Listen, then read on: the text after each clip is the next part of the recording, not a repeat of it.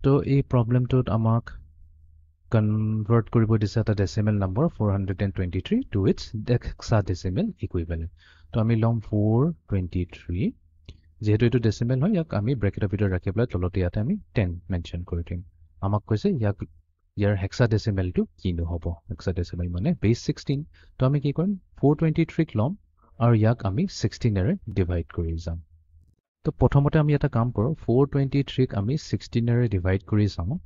আমাৰ কিমান আহে 26.4375 তো আমাৰ আহিছে 26.4375 আমাক যোনটো এই ফ্ৰেকশ্যনেল পাৰ্ট হয় এইটো নালাগে ফ্ৰেকশ্যনেল পাৰ্ট আহাৰ মিনিংটো এইটোৱে হৈ গ'ল তাৰমানে ইয়াতে আহিছে আমাৰ কি ইয়াতে আহিছে আমাৰ ৰিমাইণ্ডাৰ তো আমি যেনিবা লেটছ সে কৰিলোঁ 16 টাইমছ 26 কৰিলোঁ 16 আৰু 26ক যদি মাল্টিপ্লাই কৰোঁ তেনেহ'লে আমাৰ আহে ইয়াতে চাই লওঁ কি আহিব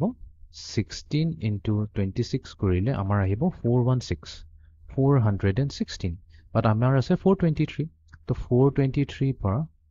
416 যদি আমি মাইনাছ কৰি দিওঁ তো আমি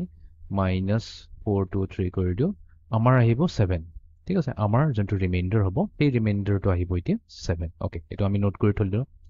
এবাৰ 26ত আকৌ 16 এৰে ডিভাইড কৰিম তো 16 টাইমছ 1 এৰে যাব 16 1 যা 16 তো এবাৰ ৰিমাইণ্ডাৰ কি থাকি যাব ইয়াতে ৰিমাইণ্ডাৰ থাকি যাব 10 ওকে এণ্ড দেন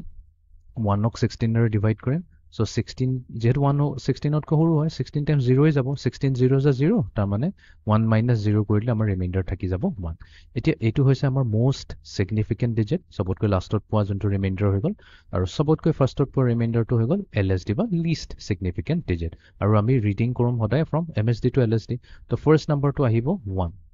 এতিয়া নেক্সট নাম্বাৰ 10 দি আছে আমি যদি ইয়াতে 10 লিখি দিওঁ ইয়াতে যদি 10 লিখি দিওঁ এইটো ভুল হৈ যাব তো ইয়াতে আমি 10 লিখিব নোৱাৰো তো ইয়াতে আমি কি লিখিব লাগিব 10ৰ হেক্সটো লিখিব লাগিব তো আমি জানো যদি আমাৰ ডেচিমেল নাম্বাৰ 10 হয় তেনেহ'লে ইয়াৰ কৰেছপন্ডিং হেক্স কোডটো হৈছে A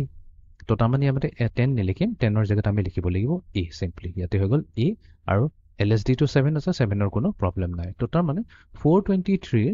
হেক্সাডেচিমেল ইকুইভেলেন্টটো হ'ব 1A7